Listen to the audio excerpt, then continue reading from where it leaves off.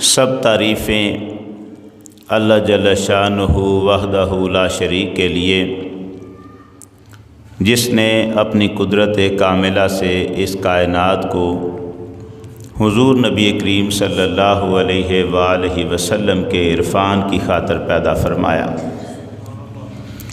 بے شمار درود حضور نبی کریم صلی اللہ علیہ وآلہ وسلم کی ذات اقدس کی خاطر، جن کی ذات اقدس اس کائنات کی تخلیق کا باعث بنی۔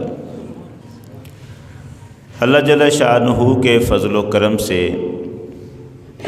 آج ہم سورۃ البقرہ کی آیت نمبر 14 سے آغاز کریں گے۔ اس آیت کی تلاوت سے قبل میں ایک خلاصہ سا عرض کر دوں کہ ہم قرآن مجید کے جس مقام پر ہیں، یہاں اللہ جل شانہ ان لوگوں کی خامیاں اور ان کی حالتیں ہمارے سامنے بیان فرما رہا ہے جو در حقیقت مسلمان نہیں ہوتے، مگر مسلمانوں میں چھپ کر اسلام کا لبادہ اوڑھ کر دوسرے مسلمانوں کو نقصان پہنچانے کی کوشش کرتے رہتے ہیں۔ ان کو منافق کہا جاتا ہے۔ ان منافقوں کا معاملہ بڑا عجیب تر ہے اور ان کی کئی قسمیں اور کئی شکلیں ہیں۔ ایک بات تو عمومی ہے جو عام طور پہ ہم سمجھتے ہیں کہ جی منافق اندر سے کافر ہوتا ہے، باہر سے مسلمان ہوتا ہے، لیکن اب اس کی ایک اور شکل ہے۔ کئی لوگ ایسے بھی ہوتے ہیں جو اسلام قبول کر لیتے ہیں اور یہ سوچ کر کرتے ہیں کہ ٹھیک ہے ہم کفر کو چھوڑ دیں گے، لیکن ان کا اسلام قبول کرنے کا مقصد یہ ہوتا ہے کہ جس بستی میں ہم رہتے ہیں یہاں مسلمانوں کی اکثریت ہے، مسلمانوں کی حکومت ہے اور مسلمانوں کے کاروبار چمکے ہوئے ہیں، لہٰذا ہم بھی ان میں داخل ہو جائیں تو ہمارے بھی معاملات ان کی طرح بہتر ہو جائیں گے۔ کوئی حرج نہیں، کوئی اگر اسلام کی، مسلمانوں کی اچھی حالت کو دیکھ کر اسلام کی طرف مائل ہوتا ہے تو یہاں تک کوئی پریشانی نہیں، لیکن مصیبت یہ ہے کہ یہی شخص یا یہی لوگ جب اسلام قبول کر لیتے ہیں اور تھوڑا سفر کرنے کے بعد اسلام کے راستے میں آنے والی پابندیاں اور مسلمانوں کو پیش آنے والی مشکلات، جب کسی قسم کا کوئی ایسے حالات کا سامنا مسلمانوں کو کرنا پڑ جائے تو یہ چونکہ اسلام میں آئے تھے کچھ منافع لینے کے لیے، کچھ دولت کمانے کے لیے، یا ان کے ذہن میں یہ تھا کہ مسلمان ہو جائیں گے تو پھر دنیا وارے نیارے ہو جائیں گے۔ ان کے پیش نظر آخرت نہیں تھی، اللہ نہیں تھا، رسول نہیں تھا، دنیا کا مفاد تھا۔ اس لیے جب یہ اسلام میں آ تو گئے، مگر دیکھا کہ مشکلات بڑی ہیں، اب نہ واپس نکل سکتے تھے نہ اندر رہ سکتے تھے۔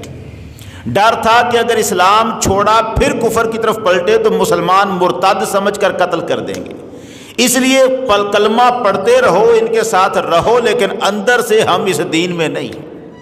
ہمارے تعلقات ان لوگوں کے ساتھ بھی رہنے چاہیے جن کو ہم چھوڑ کے اسلام میں آ گئے۔ اب یہ اسلام کو نقصان پہنچانے کے لیے مسلمان نہیں ہوئے، ذاتی فائدے حاصل کرنے کے لیے مسلمان ہوئے تھے، مگر یہ بھی منافقوں ہی کی کیٹیگری میں رکھے جاتے ہیں، اس وجہ سے کہ یہ دنیا کے لیے اسلام قبول کیا تھا اور پھر پلٹ گئے، دیکھ کر اسلام کی مشکلات کو پلٹ گئے۔ منافقوں کی ایک اور قسم یہ ہے کہ وہ کافر تو نہیں ہوتے، لیکن ان کے عقیدے اللہ، رسول اور صحابہ اور اہل بیت کے بارے میں اس طرح نہیں ہوتے جیسے قرآن و سنت بتاتے ہیں کہ ہونے چاہیے۔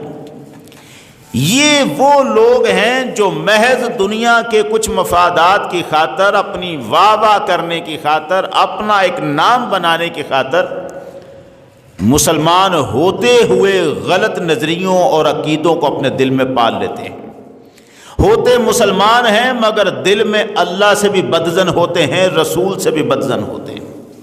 ان کو بتایا جائے کہ رسول کریم صلی اللہ علیہ وسلم نے یہ طریقہ سکھایا ہے زندگی گزارنے کا، اس پہ آؤ، تو وہ کہتے ہیں یار سارے لوگ اس دوسرے راستے پہ چل رہے ہیں تو ادھر ہی ٹھیک ہے۔ ان کو کہا جاتا ہے کہ محمد عربی کا فرمان یہ ہے، اور میں نے اپنے کانوں سے یہ جملہ سنا ہوا ہے۔ ہمارے استاد محترم کہا کرتے تھے کہ وہ کہتے تھے کہ انہوں نے یہ جملہ اپنے کانوں سے سنا ہے، لوگ کہتے تھے اب ہم اکیلے محمد کے لیے ساری دنیا کو چھوڑ دیں، یعنی محمد نے یہ فرمایا ہے تو ٹھیک ہے ہم مانتے ہیں محمد کو نبی، لیکن اکیلے محمد کے لیے دنیا کو چھوڑ دیں۔ یہ کون سا ایمان ہے؟ یہ بھی منافقت ہے۔ اپنے دل میں رسول کے صحابہ سے بغض رکھتا ہے بندہ اور رسول کا نام لیتا ہے، یہ بھی منافق ہے۔ اپنے دل میں حضور کی اہل بیت کا بغض رکھتا ہے، صحابہ کی عزت و احترام کرتا ہے، مگر حضور کی اہل بیت سے بغض رکھتا ہے، یہ بھی منافق ہے۔ رسول کی ہر نسبت لائق احترام ہے، اور رسول کریم صلی اللہ علیہ وسلم کی ہر نسبت کا ادب و احترام واجب ہے۔ اگر کوئی ان نسبتوں میں سے کہیں پر بغض رکھتا ہے، مسلمان ہونے کے باوجود یہ بندہ منافق ہوتا ہے۔ میں نے یہ منافقوں کی جو مختلف قسمیں گنوائی ہیں، اب اس کے بعد ہم چلتے ہیں کہ قرآن مجید ہمیں کیا فرماتا ہے۔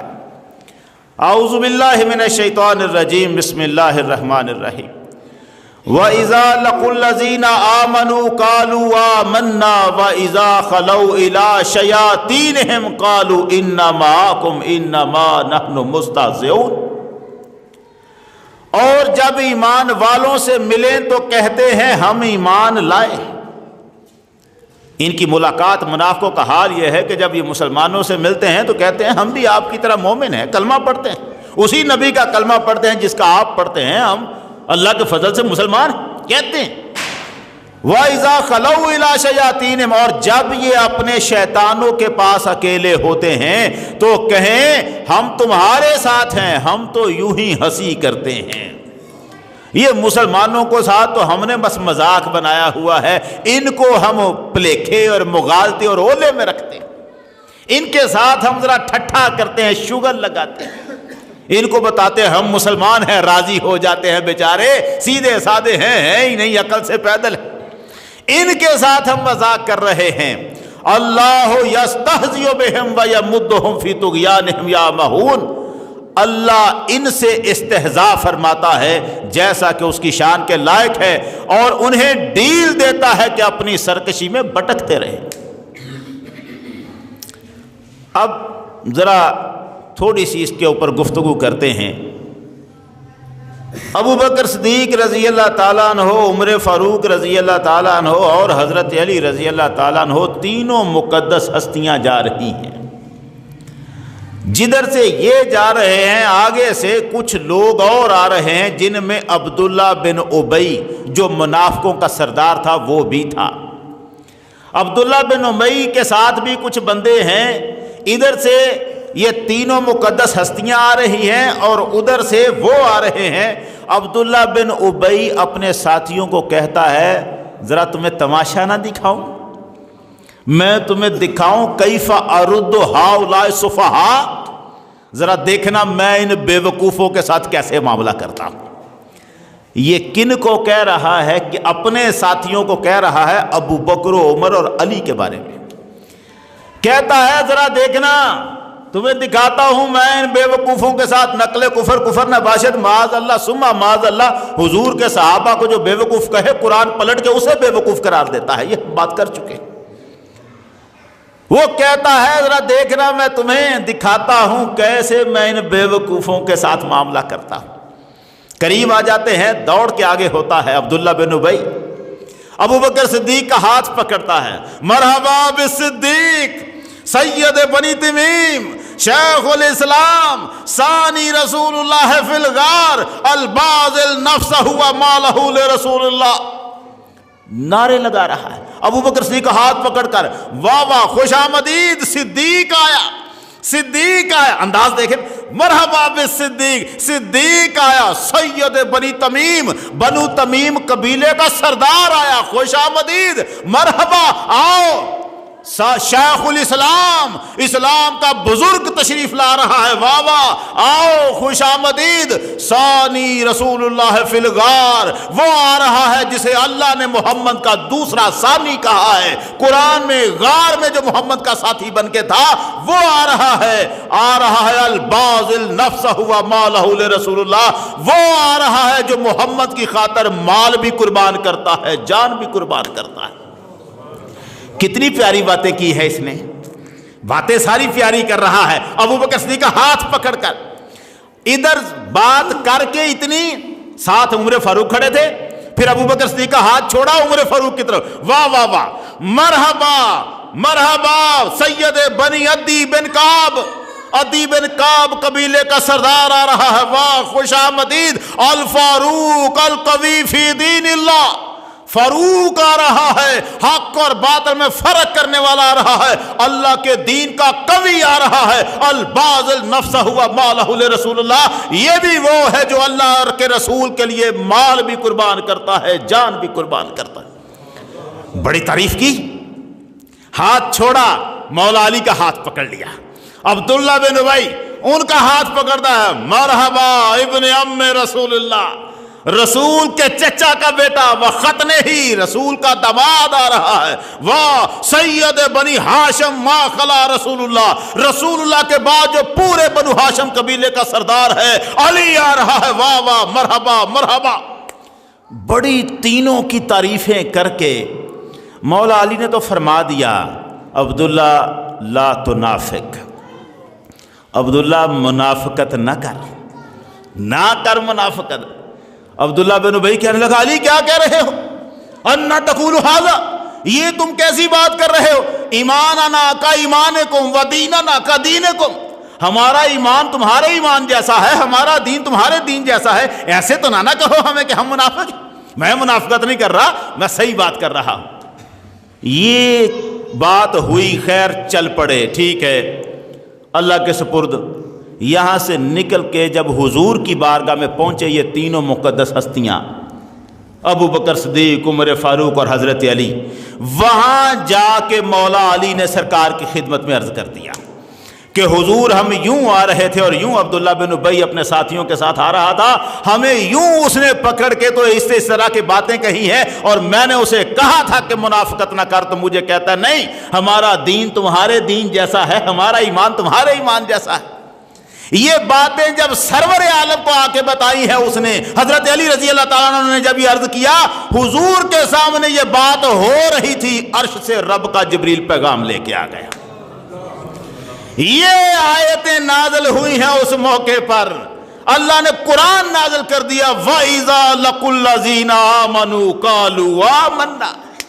ان منافقوں کا حال یہ ہے، جب یہ مومنوں سے ملتے ہیں تو کہتے ہیں ہم بھی ایمان والے ہیں، یہ ایمان والے نہیں، یہ دکھاوے کے لیے ایسا کرتے ہیں۔ جب یہ اپنے شیطانوں کے پاس اکیلے ہوتے ہیں، وَإِذَا خَلَوْا إِلَىٰ شَيَاطِينِهِمْ، کون ہیں ان کے شیطان؟ ان کے بڑے، جو اللہ نے نا قرآن مجید میں وہ انسان جو فتنہ اور شر پھیلانا چاہتے ہیں، قرآن ان کو بھی شیطان قرار دیتا ہے۔ اس لیے حضور سید عالم نے ایک مرتبہ، آج ذرا گفتگو تھوڑی سی گرم بھی ہے آگے تو توجہ رہے آپ کی، میں یہ تمہید باندھ رہا ہوں، اللہ کا فضل و کرم ہے۔ اندازہ تو نہیں تھا جب ہم نے یہ آیتوں کی تفسیر شروع کی تھی، کیا پتا تھا کہ جوں ہم کسی آیت پر چلیں گے اگلے حالات بھی ویسے ہی بنتے جائیں گے جو اس آیت میں آ رہے ہوں گے۔ آیت ہم پڑھ رہے ہوتے ہیں اور جو حالات پیش آ جاتے ہیں اسی آیت میں ان کے تذکرے ہوتے ہیں۔ اب معاملہ یہ ہوتا ہے کہ حضور سید عالم صلی اللہ علیہ وسلم پر یہ آیتیں آ جاتی ہیں اور بتاتی ہیں کہ یہ لوگ اپنے شیطانوں کے پاس جب اکیلے ہوتے ہیں نا، تو وہاں یہ کہتے ہیں ہم تو تمہارے ساتھ ہیں اور ہم ان مسلمانوں کے ساتھ بس مذاق کرتے ہیں۔ تو قرآن ان کو شیطان کہتا ہے جو فتنہ اور شر پھیلاتے ہیں۔ ابو ذر غفاری رضی اللہ تعالیٰ عنہ سے حضور نے ارشاد فرمایا، یا ابا ذر تعوذ باللہ من شیاطین الانس والجن، اللہ سے پناہ مانگا کر شیطان انسانوں سے اور شیطان جنوں سے۔ ابو ذر غفاری رضی اللہ تعالیٰ عنہ نے عرض کیا، حضور کیا انسانوں میں بھی شیطان ہوتے ہیں؟ سرکار نے فرمایا ہاں انسانوں میں بھی شیطان ہوتے ہیں۔ تو ایک تو قرآن نے موقع کہا تھا کہ ان المبذرین کانوا اخوان الشیاطین، کہ شیطان کے بھائی ہوتے ہیں فضول خرچی کرنے والے، لیکن ایک مقام پر تو قرآن ان انسانوں کو شیطان کہتا ہے جو فتنہ پھیلانا چاہتے ہیں، شر پھیلانا چاہتے ہیں، جن کے پیش نظر فتنہ اور شر ہوتا ہے۔ اللہ یہ ارشاد فرماتا ہے یہ لوگ کہتے ہیں نا کہ ہم ٹھٹھا کرتے ہیں، مسلمانوں سے مذاق کرتے ہیں، یہ کیا کریں گے؟ اللہ یستہزئ بہم، اللہ ان کے ساتھ استہزاء فرماتا ہے۔ استہزاء فرمانے کا مطلب ہے کہ جیسا مذاق یہ کرتے ہیں اللہ بھی ان کو بدلہ دیتا ہے، ویسا ہی ان کو ڈھیل دیتا ہے۔ وَيَمُدُّهُمْ فِي طُغْيَانِهِمْ يَعْمَهُونَ، اللہ ان کی رسیاں ڈھیلی کرتا ہے، ذرا کرتے رہو مذاق، اور پھر آنا وقت آئے گا جب تمہارا ایک ایک مذاق تمہارے سامنے وبال جان بن کر کھڑا ہو جائے گا۔ میں نے جو منافقت کی بات عرض کی ہے، بعض اوقات بندہ مسلمان ہوتا ہے لیکن اس کے اندر کہیں منافقت گھس جاتی ہے، یہ بڑا مسئلہ نازک ہے بچنے کا۔ بندہ مسلمان ہوتا ہے اندر منافقت گھس جاتی ہے، اور چونکہ منافق کو سمجھانے کا حکم ہے اس لیے ہم اسے سمجھاتے رہتے ہیں۔ جس کافر کے دل پہ مہر لگ جائے اس کو تو سمجھانے کا فائدہ نہیں، لیکن منافق کو بھی سمجھانے کا موقع ہوتا ہے۔ اس سمجھانے کا معاملہ ذرا دیکھیے گا، یہ میں قرآن مجید کو تو اب میں نے ایک طرف رکھ دیا ہے، یہاں پر ایک عبارت آپ کے سامنے پڑھنے لگا ہوں۔ یہ عبارت جو ہے یہ کسی کے کہے ہوئے لفظ ہیں جو میں نے لکھے ہیں اور میں آپ کو سنانا چاہتا ہوں تاکہ آپ کو اندازہ ہو کہ ہم مسلمانوں کے اندر منافق جو گھس کے آتے ہیں تو پھر کیا کیا ہوتا ہے، کہاں کہاں سے منافقت ظاہر ہوتی ہے، بغض ظاہر ہوتا ہے۔ ایک نام میں نے پچھلے دنوں لیا تھا، مرزا محمد علی۔ یہ انجینئر محمد علی مرزا، جس کو میں نے پہلے بھی کہا تھا یہ انبیاء کا تو اللہ جانے کے بعد میں ان تک بھی یہ پہنچ جائے، صحابہ کرام اور اولیاء کرام کا گستاخ ہے۔ اس نے ایک روپ اپنایا ہوا ہے کہ میرا کسی فرقے سے تعلق کوئی نہیں، یہ کہہ کر لوگوں کو گمراہ کرتا ہے۔ شیعوں کی ہمدردیاں حاصل کرنے کے لیے کچھ باتیں ان جیسی کر لیتا ہے، دیوبندیوں کی ہمدردیاں حاصل کرنے کے لیے کچھ باتیں ان جیسی کر لیتا ہے، اہل حدیثوں کی ہمدردیاں حاصل کرنے کے لیے کچھ باتیں ان جیسی کر لیتا ہے، اور کہتا سب کو غلط ہے، اور کہتا یہ ہے کہ میں ہی صرف جو دین دے رہا ہوں خالص دین یہی ہے۔ اب یہ خالص دین جو دے رہا ہے اور کس طرح سے یہ خیانت کرتا ہے یہ ہمارا سادہ بندہ نہیں سمجھ سکتا۔ نبی اکرم صلی اللہ علیہ وآلہ وسلم خانہ کعبہ کے پاس نماز پڑھ رہے تھے، عقبہ بن ابی معیط نے اونٹ کی اوجڑی لا کے رکھ دی سرکار کے کندھوں مبارک پر، گردن مبارک پر۔ اس اوجڑی کو اس کا وزن تھا، سرکار سجدے میں ہیں اور کافر پاس ہنس رہے ہیں، کہکہے لگا رہے ہیں، ایک دوسرے پہ گر رہے ہیں۔ کسی نے جا کے حضرت فاطمہ الزہرا رضی اللہ تعالیٰ عنہا کو بتایا۔ کون ہے، کس نے بتایا؟ کسی جگہ اس کا نام نہیں، کسی نے بتایا۔ اللہ جانے وہ بتانے والا مسلمان تھا یا ان میں سے تھا، مگر بعض کافر بھی ایسے ہوتے ہیں جن کو بعض باتیں اچھی نہیں لگتی۔ کسی نے جا کے سیدہ فاطمہ کو بتایا کہ یوں ہوا ہے۔ سیدہ فاطمہ دوڑتی ہوئی آئی، چھوٹی تھیں اس وقت، دوڑتی ہوئی آئیں اور دکا سرکار کی اس جو اوپر گردن مبارک پہ اوجڑی رکھی ہوئی تھی اسے دکا دے کے اتارا، اوجڑی کو اتارا۔ نبی کریم صلی اللہ علیہ وسلم اٹھے۔ اب یہ واقعہ ہوا، اس واقعے میں کہیں پر بھی ابو بکر صدیق موجود نہیں تھے ہی نہیں، لیکن مرزا محمد علی کو جو اندر بل پڑتے تھے، اصل میں مخالفت تو نیچے کر رہا تھا اولیاء کی، لیکن رب کا قانون یہ ہے جو ولیوں کا گستاخ ہوتا ہے نا، رب پھر اسے اپنے نیک صحابہ کا گستاخ بنا دیتا ہے، وہاں تک رسی ڈھیلی کر دیتا ہے۔ یہ جملہ اس کا ہے، سارے لفظ اس کے ہیں، اس لیے میں لکھے ہوئے میں سناتا ہوں اور آپ نے یہ سننے ہیں، پھر ہم بات کرتے ہیں اس پر۔ عقبہ بن ابی معیط نے لا کے ایک اوجڑی اونٹ کی اتنی باری اوجڑی نبی علیہ السلام کے مبارک گردن پر رکھ دی جب سجدے کی حالت میں تھے. یہ اس کے لفظ ہیں کہے ہوئے, یوٹیوب پہ آپ کو سب مل سکتے ہیں, میرے پاس بھی ہیں, کسی نے دیکھ رہے ہو تو میں بعد میں دکھا بھی سکتا ہوں. اوجڑی نبی علیہ السلام کے مبارک گردن پر رکھ دی جب سجدے کی حالت میں تھے. آپ سے اٹھنے نہیں ہو رہا, اتنا وزنی, یعنی اوجڑی کا تو وزن ہے, اٹھنے نہیں ہو رہا. عبداللہ بن مسعود کیا صحابی نہیں تھے یار؟ اب یہ لفظ ہیں اس کے, اگلے لفظ آپ نے سننے ہیں. عبداللہ بن مسعود کیا صحابی نہیں تھے یار؟ باقی صحابہ حضرت ابو بکر وہاں موجود نہیں تھے؟ لہجے کے اندر ایک چبن رکھتا ہے. اور صحابہ کو لفظ سنیں, عبداللہ بن مسعود کیا صحابی نہیں تھے یار؟ باقی صحابہ حضرت ابو بکر وہاں موجود نہیں تھے؟ کسی کی جرت نہیں ہوئی کہ جا کر وہ اوجڑی ہٹائے, کسی کی جرت نہیں ہوئی کہ جا کر وہ اوجڑی ہٹائے. صحابہ نے جا کر حضرت فاطمہ کو کہا کہ یہ اوجڑی ہٹائیں, کیونکہ سب کو یہ پتا تھا کہ پھینٹی لگ جائے گی وہاں پہ. ابو بکر صدیق آگے نہیں بڑھے کیونکہ پھینٹی کا ڈر تھا.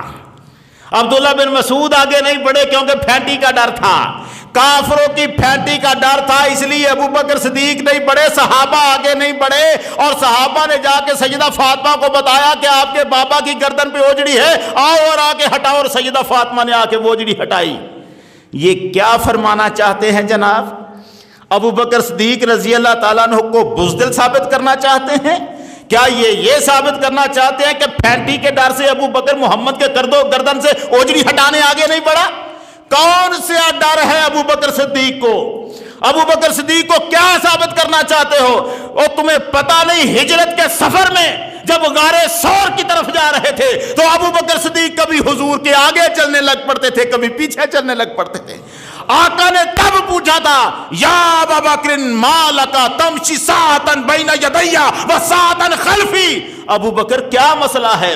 کبھی تو میرے آگے چلنے لگ پڑتا ہے, کبھی تو میرے پیچھے چلنے لگ پڑتا ہے. ابو بکر صدیق نے عرض کیا تھا, یا رسول اللہ اذکر طلب فامشی خلفک واذکر الرصد فامشی بین یدیک. آقا مجھے ذہن میں آتا ہے کہیں پیچھا کرنے والے پہنچ نہ جائیں تو میں پیچھے آ جاتا ہوں کہ پہلے مجھے پکڑیں پھر آپ تک پہنچے.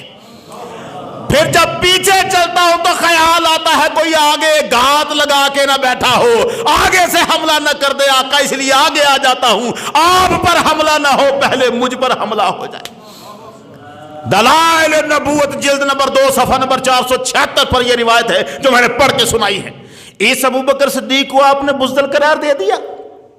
یہ بزدل ہے ابو بکر کے پھینٹی لگنے کے ڈر سے آگے نہیں بڑھے, اور جس کی بہادری کی گواہیاں کوفے کے ممبر پر مولا علی دیتے رہے ہیں. کیا فرمایا مولا علی نے؟ کوفے کے ممبر پر کھڑے ہو گئے, ایھا الناس اخبرونی باشجع الناس, اے لوگو مجھے بتاؤ سارے لوگوں سے زیادہ بہادر کون ہے. خطبہ دے رہے ہیں ممبر پر کھڑے ہو کے مولا علی. مسند بزار حدیث نمبر 761. مولا علی نے فرمایا, لوگو مجھے بتاؤ سب سے زیادہ بہادر کون ہے. لوگوں نے کہا امیر المومنین آپ ہیں, سب سے زیادہ بہادر آپ ہیں.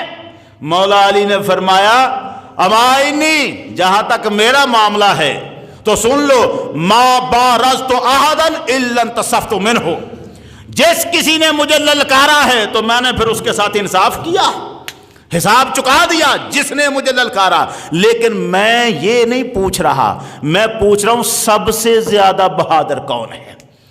اس کا مطلب کیا تھا؟ اس وقت آپ فرما رہے تھے میں بہادر ہوں, مگر میں پوچھتا ہوں سب سے زیادہ بہادر کون ہے. لوگوں نے عرض کیا کہ جناب ہم تو نہیں جانتے, پھر کون ہے آپ بتائیں. تو سرکار نے فرمایا ابو بکر, سب سے زیادہ بہادر ابو بکر ہے. اور اب بتا رہے ہیں کیسے. کہنے لگے بدر والی رات جب بدر میں ہم نے خیمہ بنایا تھا سرکار دو عالم کے لیے کہ یہاں بیٹھ کر آپ بدر کے میدان کی جنگ کو ملاحظہ فرمائیں گے, اس وقت ہم لوگوں نے آپس میں کہا من یکون مع رسول اللہ لیلا لئلا یہوی الیہ احد من المشرکین, کون ہے جو آج رات حضور کے پاس کھڑا ہو کے پہرا دے گا تاکہ کوئی مشرک یہاں آ نہ سکے، ادھر نہ آ سکے۔ صحابی تو کوئی بزدل نہیں تھا، مگر مولا علی کے لفظ یہ ہے، آپ نے فرمایا فواللہ ما دنا منہ احد الا ابو بکر، اس دن ہم میں سے کوئی آگے نہیں بڑھا سوائے ابو بکر کے۔ شاہرن بالسیف علی راس رسول اللہ لئلا یحوی الیہ احد من المشرکین، تلوار نکال کے سرکار کے سرہانے کھڑے ہو گئے، حضور کے سر اقدس کے پاس کھڑے ہو گئے، اب آئے کوئی کافر میں دیکھتا ہوں کیسے آتا ہے۔ حضرت علی فرماتے ہیں پھر جو کوئی مشرک بھی اس خیمے کی طرف آیا ہے، ابو بکر نے بڑھ کے اس کو بگا دیا ہے، اس کا مقابلہ کیا ہے۔ اور اس کے بعد مولا علی نے فرمایا اتنا ہی نہیں، وَلَقَدْ رَأَيْتُ رسول اللہ صلی اللہ علیہ وسلم أَخَذَتْهُ قُرَيْشٍ، میں نے تو وہ وقت بھی لوگوں دیکھا تھا جب حضور نے اعلان نبوت کے بعد تبلیغ کی تو قریشی آپ کے دشمن ہو گئے اور جگہ جگہ قریشی آپ کو تنگ کرنے لگ پڑے، کبھی آپ کو اذیتیں پہنچاتے، کبھی آپ کو مارنے کے لیے دوڑتے۔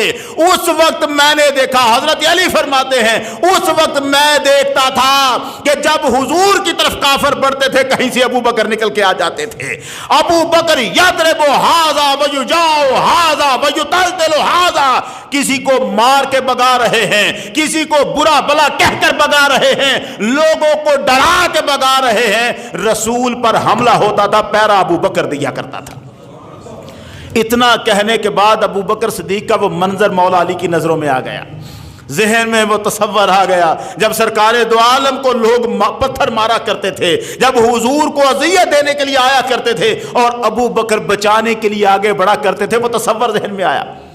روایت کہتی ہے فَرَفَعَ عَلِيٌّ بُرْدَةً، حضور حضرت علی کے کندھے پر چادر تھی، اتنے غمگین ہوئے چادر اتار کے نیچے رکھ دی اور رونا شروع کر دیا۔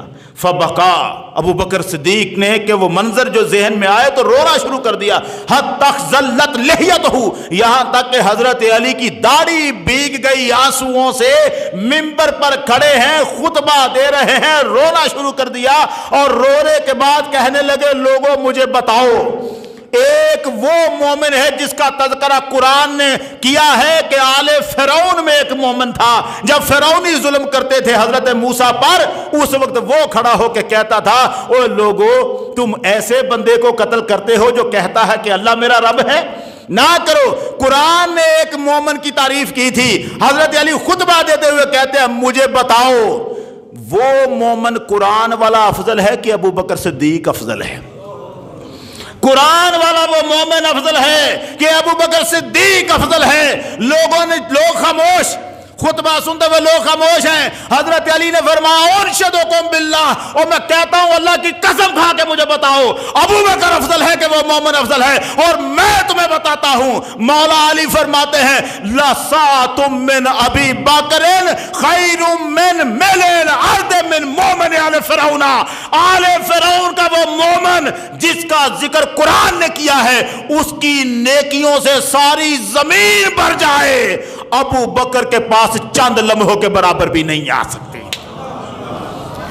اس کی ساری زندگی کی نیکیاں اتنی ہوں کہ زمین بھر جائے، ابو بکر کی ایک گھڑی کے برابر اس کی نیکیاں نہیں آ سکتی۔ وہ بندہ وہ تھا جو اپنے ایمان کو چھپاتا تھا، اور ابو بکر وہ ہے اعلن ایمانہ جو اپنے ایمان کے لوگوں میں تذکرے کر رہا ہے، ذکر کرتا ہے، اعلان کرتا ہے۔ یہ خبیث کہتا ہے ابو بکر پھینٹی لگنے کے ڈر سے آگے نہیں بڑھا، اور جب اسے پوچھا گیا کہ تو نے یہ کیا بکواس کی ہے تو اب کہتا ہے او جی میری زبان پھسل گئی ہے۔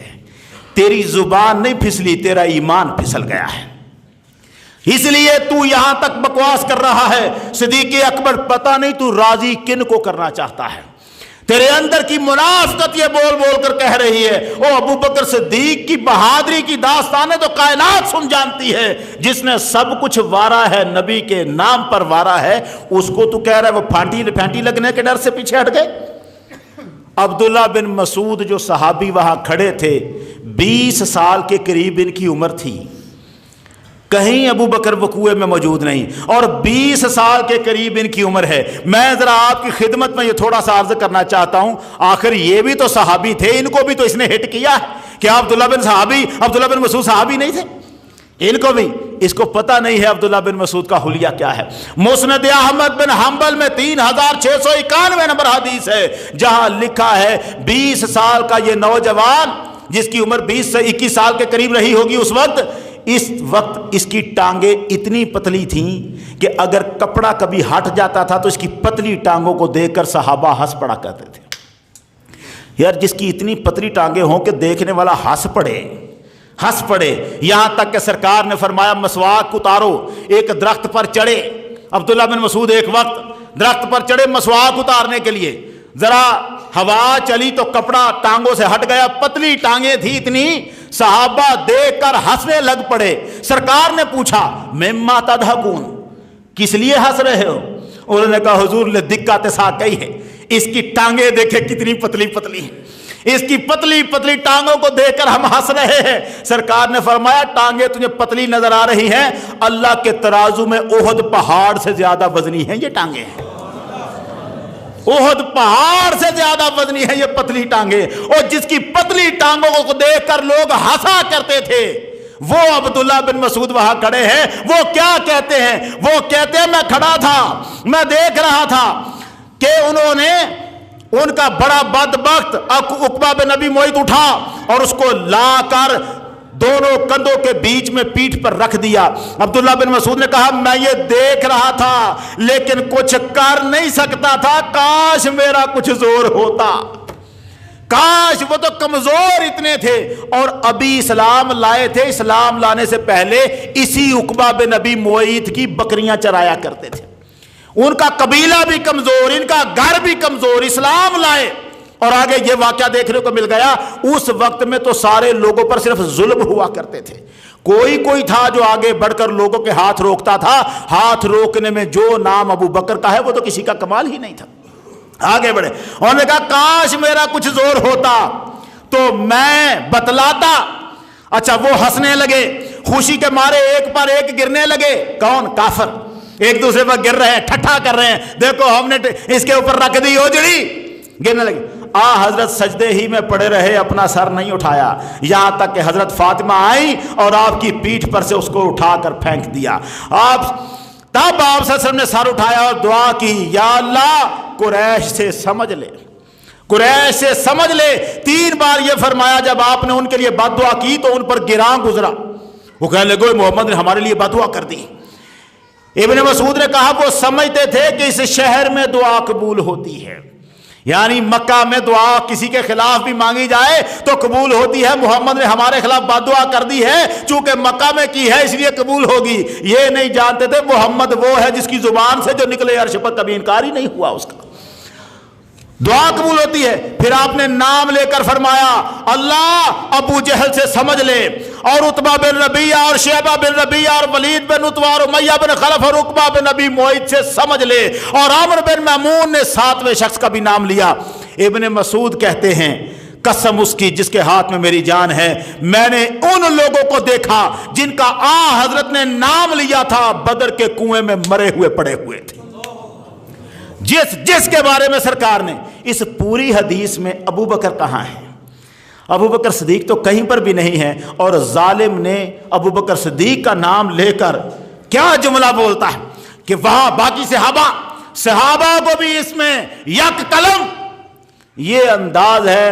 اور ہمارے لوگ سادہ یہ سمجھتے ہیں کہ حدیث سامنے رکھی ہوئی ہے، وہ بھی اسے ایک کرنل نے کہا، کرنل نے فون کر کے کہا یہ کیا کہہ رہے ہو ابو بکر صدیق کے بارے میں؟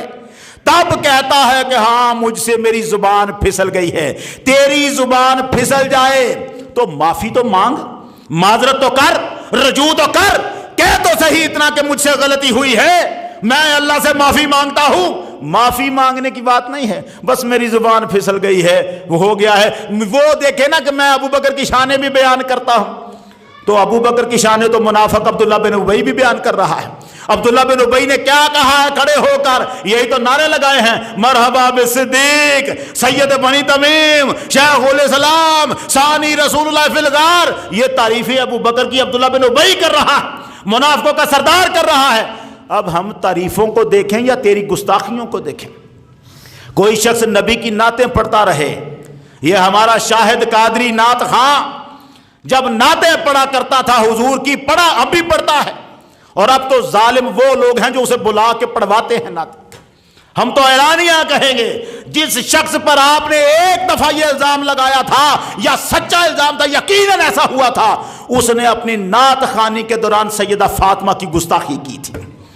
شاہد قادری نعت خان نے، اور بعد میں 2 بندے پاس بٹھائے اور یوٹیوب پہ کہا میں اللہ سے معافی مانگتا ہوں کہ مجھ سے، میرے منہ سے یہ باتیں ایسے انداز نکل گیا کہ مجھ سے گستاخی ہو گئی۔ یار ہم نے تو جنید جمشید کو معاف نہیں کیا تھا کہ اس نے حضرت عائشہ صدیقہ کی شان میں گستاخی کی تھی، ہم اس نے معافی بھی مانگ لی، ہمارے لوگوں نے اسے معاف نہیں کیا۔ شاہد قادری کو معاف کیسے کر دیا ہم نے؟ میں نے ایک مرتبہ کہا تھا شاہد قادری جس محفل میں نعت پڑھنے بھی آئے، میں وہاں تقریر کرنا بھی اپنے لیے حرام سمجھتا ہوں، اور میں نے دیکھا بڑے بڑے ہمارے علماء اس محفل میں وہاں پر تقریریں کر رہے ہوتے ہیں جہاں شاہد قادری جیسا بندہ، تو نے معافی مانگ لی ہو گئی، لیکن اب تو دوبارہ نعت کے سٹیج پہ آ کے ڈانس نہ کر، ڈانس کر کر کے لوگوں کو، ہم ویسے ملک غریب ہیں، ہمارے پاس کوئی پیسہ نہیں، اور نعت خان کے اوپر پیسے پھینکے جا رہے ہوتے ہیں، نمائشیں ہو رہی ہوتی ہیں، اتنے پیسے پھینکے جا رہے ہوتے ہیں، ایک ایک بندہ لاکھ لاکھ 1.5 لاکھ روپیہ ایک ایک گھنٹے کا 2 گھنٹے کا کما کے جاتا ہے۔ غریب ملک کون سا ہے؟ کون سے لوگ ہیں غریب؟ وہ اور ہیں جن کو روٹیوں کے لالے پڑے ہوئے ہیں، ان کی تو لگی ہوئی ہے لاٹری۔ یہ نعت خواہ نہیں، یہ کسائی ہے دین کے، یہ دین کے کسائی ہیں جو دین کو کاٹ کے کھا گئے، جو جو دل میں آتا ہے پڑھ پڑھ کے لوگوں کو سناتے رہتے ہیں۔ ان پر فتوے لگ گئے ہوئے ہیں لیکن یہ باز نہیں آتے۔ اللہ تعالی ہمیں ایسے نعت خواہوں سے جنہوں نے اپنا پیشہ نعتوں کو بنا کر پتہ نہیں کیا کیا ہمیں سکھا رہے ہیں، جب تک آپ نعت کی محفل میں بیٹھے رہیں گے نا، وہ مفتی محمد خان قادری صاحب لاہور میں عالم تھے، اللہ ان کو غریق رحمت کرے، کہنے لگے میں ایک محفل میں گیا تھا، نعت خان نے نعتیں پڑھی، یوں لگا جتنے بھی لوگ یہاں بیٹھے ہیں سارے بخشے ہی گئے ہیں۔ اور پھر جب مجھے انہوں نے مائک دیا، مفتی محمد خان قادری صاحب کہتے ہیں، تو کہتے ہیں میں نے لوگوں سے کہا کہ دیکھیں آپ کے لیے تو بخشش بڑی آسان ہے، آپ تو یہاں آدھا گھنٹہ نعت میں بیٹھے ہیں اور نعت خان نے سب کو بخشوا دیا ہے، محمد سب کو لے کے جنت میں چلے گئے ہیں، ویسے میں آپ کو ایک بات سناتا ہوں۔ مفتی صاحب کہتے ہیں میں نے مجمع میں سنائی، میں نے کہا میں آپ کو ایک بات سناتا ہوں، عمر فاروق رضی اللہ تعالیٰ عنہ کی وفات ہو گئی، 1 سال گزرنے کے بعد اپنے بیٹے کو خواب میں ملے، بیٹے نے پوچھا ابا جان اتنے عرصے بعد مل رہے ہیں؟ کہنے لگے حساب سے آج جان چھوٹی ہے میری۔ وہ کہنے لگے مفتی صاحب میں نے لوگوں کو بتایا عمر کی جان تو حساب سے چھوٹے 1 سال بعد، اور تو چند گھڑیاں نعت کی محفل میں بیٹھ کر بخشا ہوا سمجھتا ہے اپنے آپ کو۔ ان نعت خواہوں نے ہمارے بیڑے گرک کر کے رکھ دیے ہیں۔ میں اب یہ بات نہیں روک سکتا، اہل حدیث نمازی زیادہ ہو سکتے ہیں، دیوبندی نمازی زیادہ ہو سکتے ہیں، بد عملی زیادہ آئی ہے تو ہم سنیوں میں آئی ہے۔ ہمارے پاس نماز کی کمی، ہمارے پاس دیانت کی کمی، سچ کی کمی کہاں سے آئی؟ ہمیں بخشوانے والے بڑے آگے ہیں نا، آگے جنہوں نے ہمیں ہر وقت بخشش کے پروانے پکڑے ہوئے ہیں، انہوں نے بتا دیا ہے کچھ کرنے کی ضرورت نہیں، یہ ساری پریکٹسیں ہیں، رسمیں ہیں، بس اللہ نے بخش دینا ہے۔ قرآن کا بھی مذاق ہے، دین کا بھی مذاق ہے۔ اللہ تعالی ہمیں پناہ عطا فرمائے اور ہمیں دین محمدی کو سمجھ کر اس پہ عمل کرنے کی توفیق عطا فرمائے۔ وآخر دعوانا ان الحمد للہ رب العالمین۔